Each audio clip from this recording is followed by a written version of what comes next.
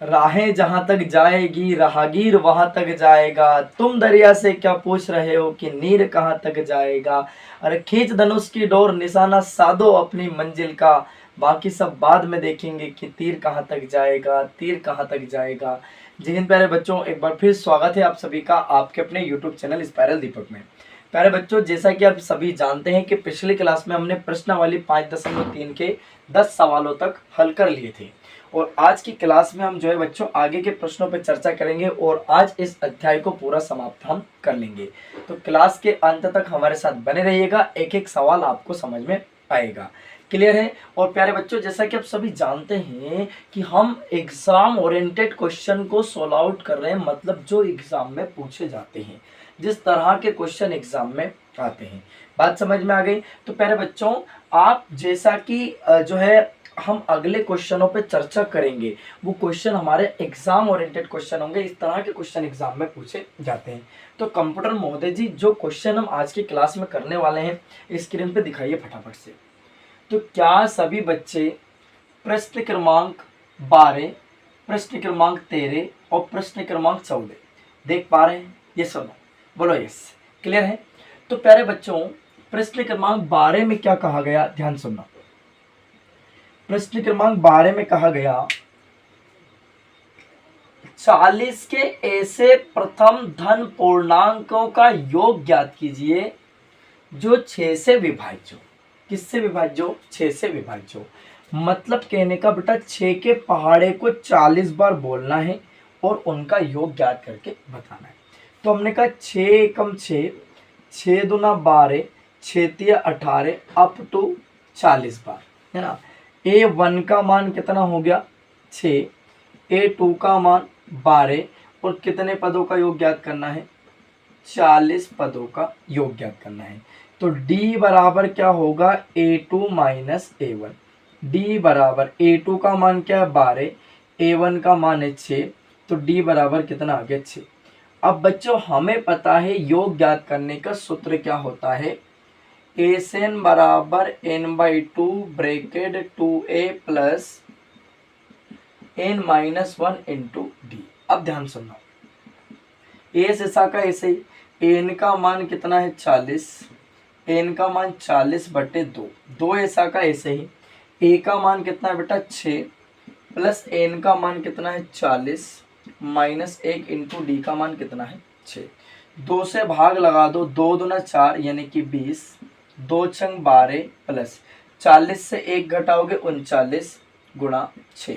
अब ध्यान से सुनना, 20 हमारा ऐसा का ऐसे ही ब्रैकेट 12 प्लस 6 का गुणा करो, 6 नमा की 54 के 4 हासिल आए 5, 6 तिया 18 और 5 कितना हो जाएगा? 23। 20 सेम रहेगा, है ना। अब इन दोनों को जोड़ दो, कोष्टक का मतलब गुणा, 4 और 2 6, 2 और 3 कितना भैया? 4 और 2 कितना हो गया? 6, 3 और 1 4 और 2 का 2। चलिए गुणा कर दीजिएगा, 2 छंग 12 का 2 हासिल आए 1, 2 चुक 8 और 1 9, 2 दूना 4 और 0 का 0। 4920 इस सवाल का एकदम करेक्ट आंसर हो जाएगा। मेरे बच्चों बढ़िया से स्क्रीनशॉट ले लीजिएगा, है ना। इंपॉर्टेंट सवाल है हमारा, क्लियर। चलिए अगले सवाल की बात करेंगे। अगला सवाल प्रश्न क्रमांक 13 हमारा क्या कहता है। प्रश्न क्रमांक 13 में क्या कहा गया? 8 के प्रथम 15 गुणजों का योगफल ज्ञात कीजिए। मतलब बेटा अब 8 के पहाड़े को 15 बार बोलना है और उनका योग हमें जो है बच्चे ज्ञात करना है। सवाल नंबर 13, 8 एकम 8, 8 दूने 16, 8 तिया 24 डैश डैश डैश। तो बोलो A1 का मान कितना हो गया? 8, A2 का मान कितना हो गया? 16। कितने पदों का योग ज्ञात करना है? 15 पदों तक योग ज्ञात करना है। 8 के प्रथम 15 गुणजों का योगफल ज्ञात कीजिए। अब सुनना बेटा, तो D बराबर क्या हो जाएगा? A2 minus A1। D बराबर A2 का मान है 16, A1 का मान है 8, तो D बराबर कितना आ गया? 8। क्या बात समझ में आ गई? बोलो हाँ या ना। अब हम सब जानते हैं योग ज्ञात करने का फॉर्मूला क्या है। एन बराबर n/2 bracket 2a plus n minus 1 into D. S हमारा ऐसे ही रहेगा। एन का मान कितना है बच्चे? 15, तो 15/2 ब्रैकेट 2a का मान 8 प्लस n का मान कितना 15 माइनस 1 इंटू डी का मान कितना है 8। क्लियर। 15/2 ब्रैकेट 2 8 16, 15 से 1 घटा 14 गुणे कितना 8। अब ध्यान से सुनना बेटा, 15/2 ऐसा ही रहेगा, 16 ऐसा कैसे प्लस गुणा करो, 14 8 112, दोनों को जोड़ दो, 15/2 112 प्लस 16 कितना हो जाएगा 128, 2 से भाग लगा दो, 2 छंग 12, 2 चुका 8। तो मीन्स क्या मिला बच्चा, आप कहोगे गुरुजी 15 गुणे 64, गुणा करो 15 चुके 60 के 0, हासिलाए 6, 15 छंग 90 और 6 कितना हो जाएगा 96, 960 इस सवाल का एकदम करेक्ट आंसर आ जाएगा। उम्मीद है सभी को यहाँ तक सवाल समझ में आया होगा। क्लियर है, पल्ले पड़ गया सबको। पर बच्चों आप इस चैप्टर का जो एग्जाम ओरिएंटेड क्वेश्चन है, जिस तरह के क्वेश्चन एग्जाम में आते हैं, उसका लास्ट क्वेश्चन है आज का, जैसा कि प्रश्न क्रमांक 14 आप देख पा रहे हो।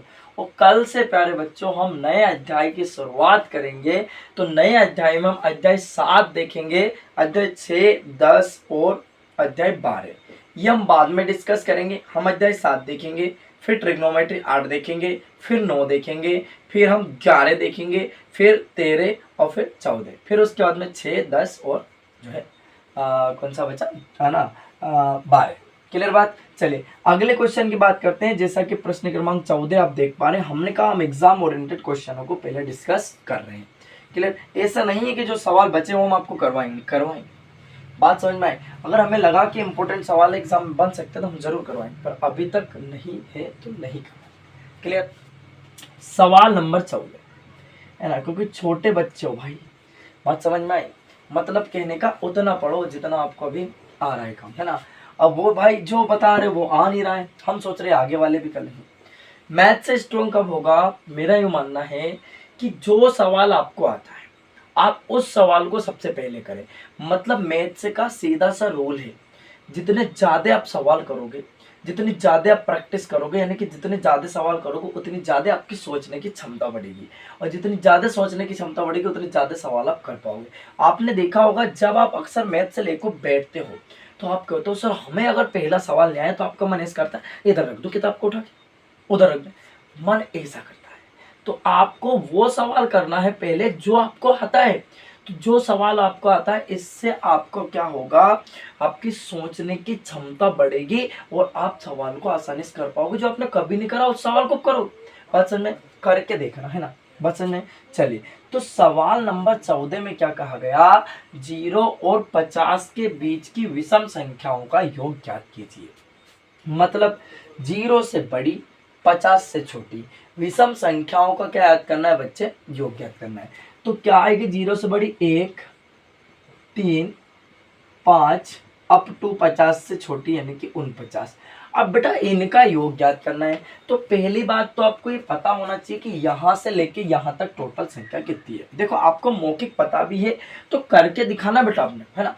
आप कहोगे सर टोटल संख्या 50 है, भाई सिंपल सी बात है यार, 50 है ना टोटल, तो 25 सम 25 विषम, पर इस थोड़ा बताना है, करके दिखाना है। बताओ भाई A1 का मान कितना हो गया 1, A2 का मान कितना हो गया 3 और अंतिम पद कितना हो गया 49।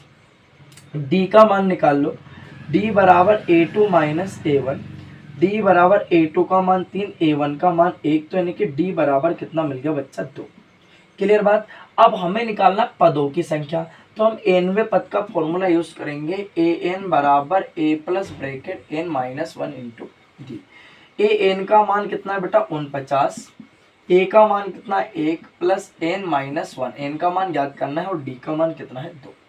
अब हम देख पा रहे हैं 49, 1 को इधर लाए प्लस है तो माइनस, n माइनस 1 गुणा 2 ऐसा का ऐसे, 49 से 1 घटाए 48 बराबर n माइनस 1 गुणा 2, 2 गुणे में तो कहाँ आ जाएगा बटे में, 48/2 बराबर n माइनस 1, 2 से भाग लगाओ, 2 दूना 4, 2 चुका 8 बराबर n माइनस 1। माइनस के 1 को इधर लाएंगे बेटा क्या हो जाएगा प्लस का, 24 प्लस 1 बराबर n, यानी n बराबर कितना आ गया 25।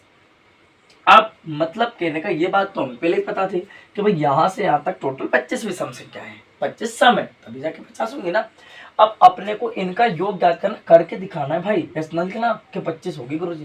बात समझ में आ गई, योग ज्ञात करना है। अब आप देखो पदों की संख्या है, अंतिम पद है और प्रथम पद है, तो योग ज्ञात करने का छुटका वाला फॉर्मूला लगा देंगे, एन बराबर n/2 bracket a plus a n. Clear बात हो गई यहाँ तक। सुनना, ए से शाखा ए से, एन का मान कितना बेटा 25, एन का मान 25/2, ए का मान कितना है बेटा 1 और ए एन का मान कितना है 49। 25/2 ऐसे ही रहेगा, 49 प्लस 1 कितना 50 और कोष्टक का मतलब गुणा बटे में 2, 2 दूना 4, 2 से काट देंगे बचा 10, 2 पंजे 10, तो क्या मिला 25 गुणे 25, 25 का वर्ग क्या होता है 625। अब हमने आपको पहले ही बता रखा है कि जिन संख्याओं का इकाई का अंक 5 होता है उनका स्क्वायर कैसे निकाला जाता है। जैसे 25 के स्क्वायर की बात करते हैं तो जो इकाई का अंक है 5 का स्क्वायर 25 और जो संख्या बची उसमें अगली वाली संख्या गुणा करो, 2 के बाद क्या आएगा 3, यानी कि 3 दूना 6, 625। अगर आपने वर्ग निकालने वाली क्लास नहीं देखी है तो जाइएगा और प्ले लिस्ट में चेक कर लीजिएगा, जो अथर्व बैच की पहली क्लास है ना, उसमें हमने 1 से लेके 1000 तक के वर्ग निकालना सिखाया है, जाके सीख लीजिएगा। मैथ्स से स्ट्रॉन्ग कब होगा बच्चा, जब आपकी कैलकुलेशन पावर स्ट्रॉन्ग होगी। बात समझ में आ गई। मैथ्स को आसान बनाना है तो आप क्या करेंगे, 1 से 100 तक की गिनती आपको याद होना चाहिए, प्लस है ना 1 से लेके 50 तक के स्क्वायर मौखिक आपको याद होना चाहिए और 20 तक के पहाड़े आपको याद होना चाहिए। मैथ्स आपके आजू बाजू चक्कर लगाएगा। और अगर इतनी चीजें याद हो गई तो भाई अगर मैथ्स में फायदा ना हो तो फिर हमसे आके ना कमेंट बॉक्स में पूछना, हम आपको तुरंत जवाब देंगे। बात समझ में आ गई। तो प्यारे बच्चों, आज की इस क्लास में पूरा अध्याय 5 हमारा समाप्त होता है ना, और अगर एग्जाम ओरिएंटेड क्वेश्चन हमें लगेंगे तो वो हम आपको करवाएंगे। बात समझ में आ गई। यहाँ तक कोई परेशानी नहीं होना चाहिए किसी भी बच्चे को। अब बेटा कल से हम अगला अध्याय देखेंगे, अध्याय 7 कोऑर्डिनेट ज्योमेट्री मतलब निर्देशांक ज्यामिति। बिल्कुल एकदम बेसिक से पहले हम बेसिक कॉन्सेप्ट समझेंगे, क्योंकि ट्रिक व्रिक शब्दों का है, कॉन्सेप्ट समझ लो अभी मौका है। तो पहले समझेंगे बच्चा कॉन्सेप्ट, उसके बाद में हम सवालों को करेंगे। तो प्यारे बच्चों अब मिलते हैं अगली क्लास में। अगर आपको क्लास अच्छी लगी हो ना तो क्लास को लाइक शेयर और चैनल को सब्सक्राइब जरूर कर लीजिएगा, ताकि आने वाली क्लास की नोटिफिकेशन सबसे पहले आपको ही मिल सके। ओटीसी में बात समझ में आए। अपने दोस्तों में क्लास को शेयर कर दीजिएगा बेटा, जितना ज्यादा आप चैनल का सपोर्ट करोगे उतनी ज्यादा मेहनत हम आप लोगों के लिए करेंगे। अब मिलते हैं बेटा अगली क्लास में अगले चैप्टर के साथ। तब तक के लिए आप स्वस्थ रहिए, मस्त रहिए, हंसते रहिए, मुस्कुराते रहिए, है ना। जय हिंद, वंदे मातरम, भारत माता की जय।